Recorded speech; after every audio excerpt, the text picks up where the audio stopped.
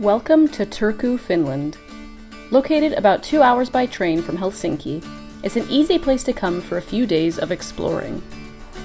Turku is Finland's oldest city and was the center of trading for this region in the 16th and 17th centuries. It was even the capital of Finland until 1812. Sadly, much of the original city and its architecture was lost in a fire in 1827. It's now Finland's 5th largest city, but one of the best to visit on a summer trip from the capital. Welcome to Turku, more specifically the Airbnb that I'm staying in while I'm here. I came here because I had a few extra days before my flight out of Helsinki, and I thought it'd be fun to explore a different part of Finland. I looked it up, and there's this really cool archipelago area just on the edges of the city of Turku. So we're gonna spend a day exploring the city, and then tomorrow we're gonna head out to one of the islands, go walking, look at hopefully be able to see like a couple of other islands by taking a ferry out there.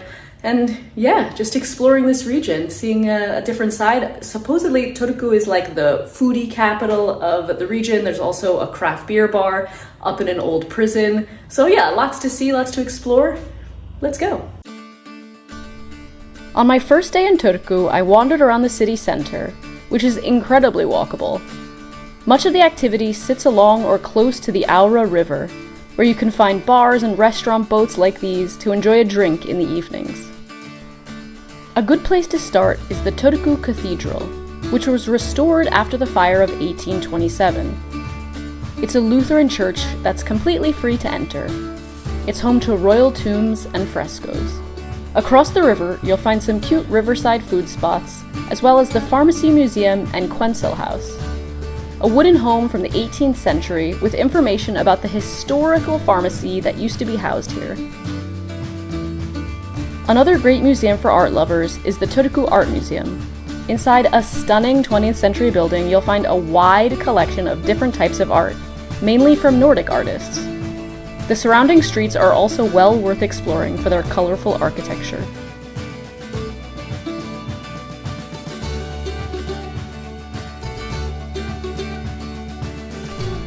I wandered through the Turku Market Square, where a daily market still operates here 6 days a week, with fresh produce and some locally made food products. But if you get really hungry, be sure to head to the Turku Market Hall.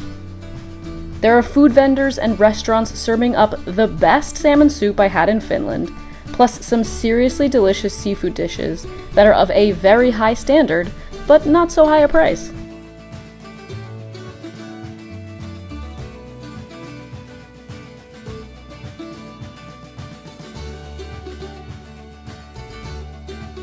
After lunch, I walked along the river promenade that runs the entire length of the river all the way to the port. On your way, you'll pass the Forum Marinum, the Turku Maritime Museum, which has an indoor museum as well as tons of boats outside to explore with your ticket.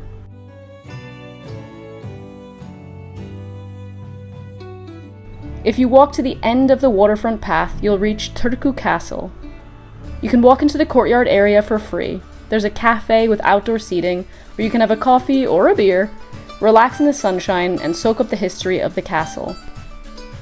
You can also head inside this 13th century castle for just 13 euros to learn more about its history as a medieval fort and a Renaissance palace.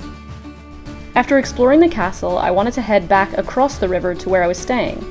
Instead of walking all the way down to the bridge, I opted for the free ferry that takes you across from the Maritime Museum. You can take bikes, dogs, or just yourself on this little pull boat, and it doesn't cost a thing. On my second day in Turku, I was up bright and early for the main reason that I came to this region of Finland, to explore the Turku Archipelago. There are roughly 20,000 islands in this region, and while I wish we could have visited many more of them, we opted for one that was easily accessible and had some good hiking trails. Connected to Turku by both ferry and a bridge is the island of Rusalo. If you're a rock music fan, you may have heard of the festival that takes place here every summer, Rock. I decided that I would take the ferry to the island, walk from one end of the island to the other, and then take the bus back to Turku in the afternoon. The island has tons of nature trails that all connect and allow you to explore all of the different coves and beaches. At the very tip of the island, there's a beautiful beach and sauna area. It was pretty chilly in late June, so I didn't dare swim in the icy Baltic waters, but I did dip my toes. Let's see if it's cold.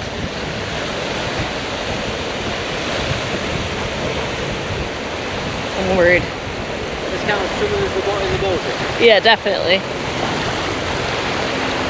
It's not as cold as I thought it was going to be. Okay, it's going to be flat. Oi, oi, oi, oi. Good for the tired feet.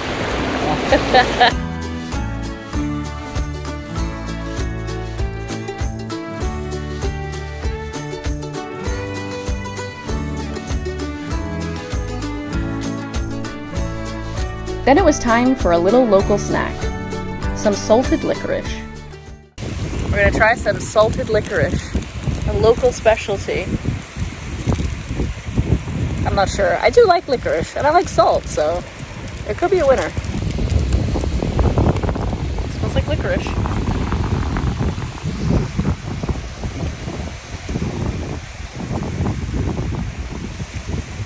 Ooh, the salt comes later. It's not terrible. It's quite good. If you like licorice, happy.